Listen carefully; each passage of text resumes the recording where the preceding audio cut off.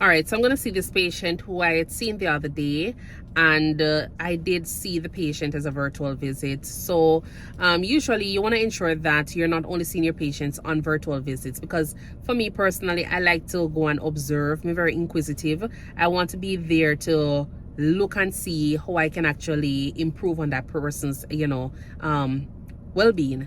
So it's not necessarily going there and hearing that the patient is diabetic, but you want to look at the environment to see what support system they have, what is there that is contributing to why their health is not improving. You can go there and you probably see the patient just feeding on like a ton of sodas, or it's a case where the patient is just eating chips, or the patient is just not living in a condition that is, very conducive for living. So based on that, when I go in and observe and see all of that, I can use it as a part of my assessment to go ahead and try to help this patient the best way I possibly can. It's not always about, medication. It's not always about, referrals and all, but sometimes it's just for you to go in and hear to exactly what is happening with the patient. You can have a patient in an environment that is like, they have family there and they're the support system, but at the same time those persons are, abusing the patient. So it's your responsibility to go in and or it's my responsibility when I go in to look and see what the interaction looks like, what the support system looks like. Because if patients are not going to really tell you that, they're being abused at home, but when you go in an environment and you see how the relatives are interacting, what their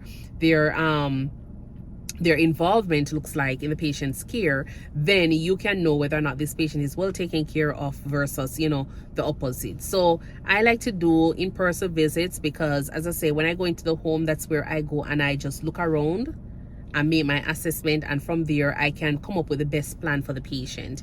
If I realize the patient is going to be a fall risk, I can implement things for that. If I realize that the patient is there and is being abused, I can go ahead and call Adult Protective Services. They have a lot of underlying problems that they could benefit from hospice regarding because they're going downhill, then I can always go ahead and make that assessment and do the necessary referrals.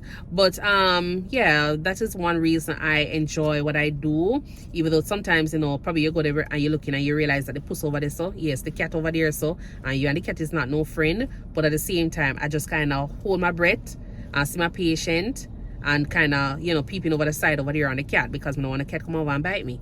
So even though you might go in a house and you'll find out that there's cats, dog and everything all over the place running around, you will understand that that is just their environment. You have to just accept it, but you have to work around it and try to see how you can still go ahead and help that patient in their environment where they consider to be home. Home for you is different from me, and so you might feel comfortable living there. I take you from that area and put you in somewhere else, probably you go over there and dead.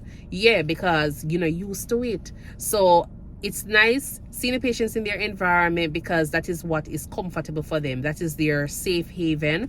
And so it is nice for us to go over there and see those patients in their home setting so we can actually implement plans to try and help with, alleviating their suffering and, just help improving their health outcome. All right, until then, thank you so much for tuning in. Bye.